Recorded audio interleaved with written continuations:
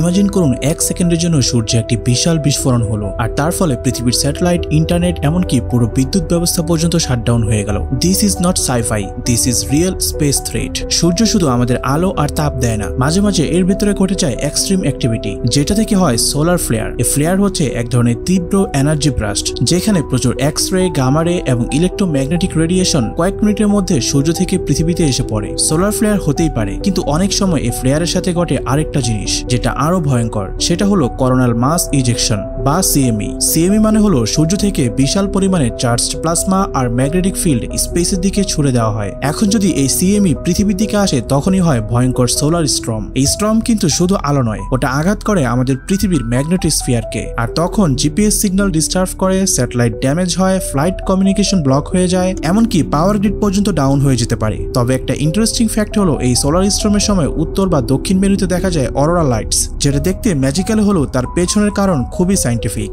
এই ধরনের আরো ইন্টারেস্টিং স্পেস ফ্যাক্টস জানতে আমাদের সাথেই থাকুন।